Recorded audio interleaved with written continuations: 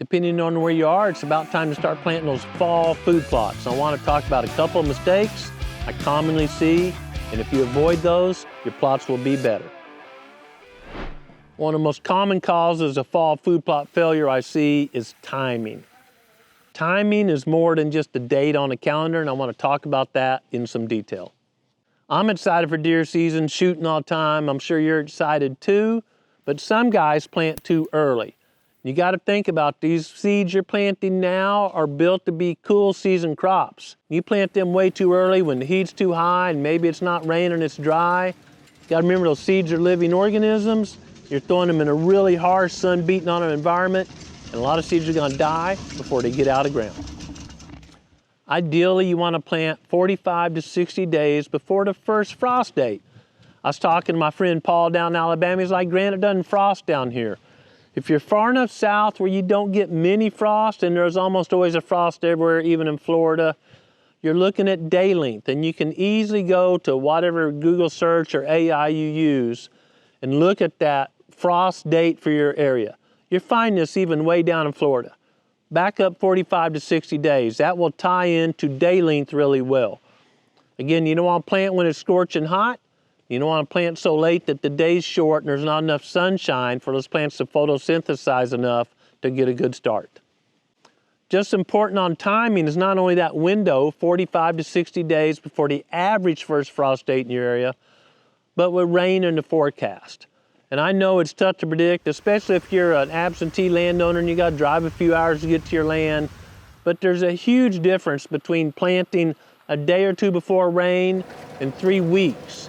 Even if you no-till drill and you're planting in the ground, it's not covered, you've done something where you've sprayed to kill weeds or whatever, that sun's just beating on the ground every day, it can easily get up 130 plus degrees, and it can bake the seeds literally and kill the germination, kill the life out of seeds. So, right before rain and in that window is a great way to get that crop off to a good start.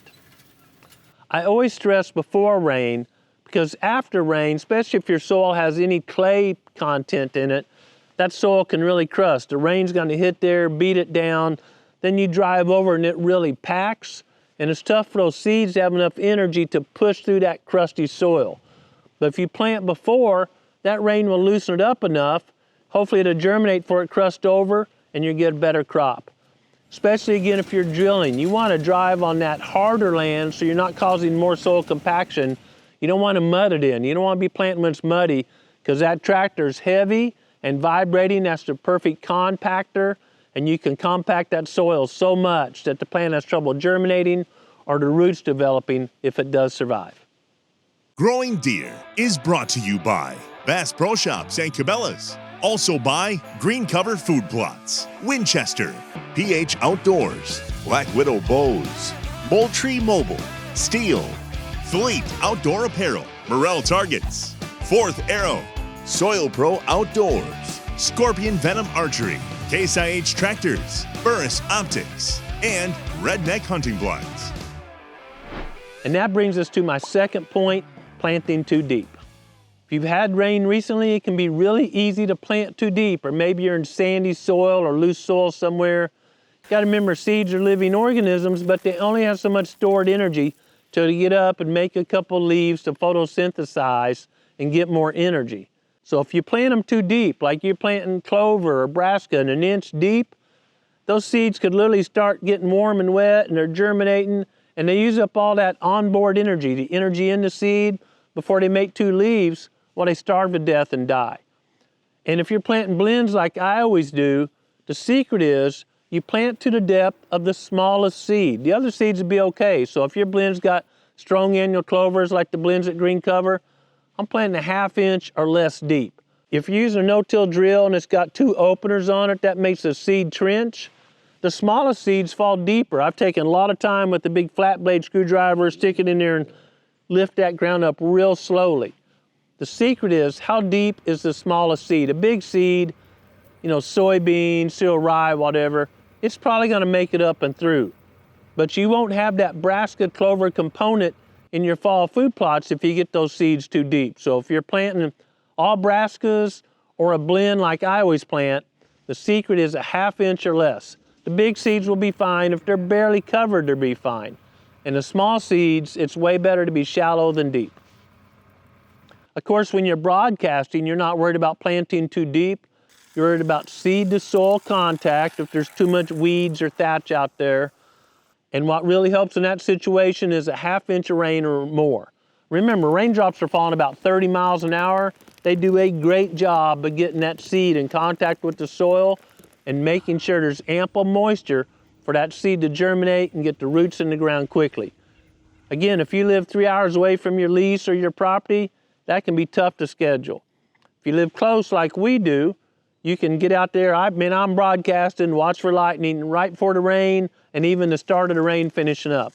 It is so much better to plant, especially broadcasting, before the rain versus after the rain. I'll throw in a bonus here for you guys that are no-tilling or even broadcasting. Calibrate, figure out how many pounds you're supposed to put per acre and the size of the plot. If you're using a no-till, I get this email all the time, I had it today. How many seeds per acre should I set my drill for?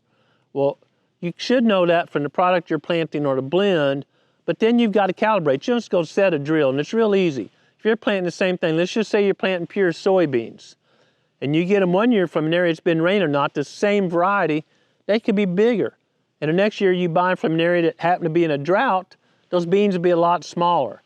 You're planting 140,000 plus minus seeds per acre, doesn't take much size difference to really throw that off. So the best way to ensure you got a good crop is calibrate. And I'm always curious about this. You don't want to spend 15 or 20 minutes calibrating a drill at a food plot you're going to look at all through hunting season. Take the time to calibrate. What we do with the broadcaster is simply say, okay, we're planting a high-yield food plot. We're going to plant a 1/4 acre. We want to put X pounds out there. I only put half of that in my broadcaster, walk really fast, cover it. And that way I know if I've skipped or whatever, I can easily go back over a different direction and get good coverage. Measure out what seeds you want for that size plot. Don't just be dumping and spreading, or you're almost always going to run out short. Hey, food plots are not only to attract deer, they can be a big part of the nutritional component of a deer's diet, depending on where you are in your program. And that's really important, especially for those of us that consume a lot of venison. And here pretty soon we're going to release some research. I think it's the first ever in the world detailed analysis about the quality of venison. Not just its lean and high protein, but looking at the phytonutrients. So we're going to share some really detailed work we've been working on for quite some time. You're not going to want to miss that information. I hope these tips help you have better food plots this year, see a lot of deer, and get a lot of healthy venison. That's a great way to enjoy creation. But more important than hunting is our relationship with the Creator, and the way that we develop that is spend quality time with Him daily. Thanks for watching Growing Deer.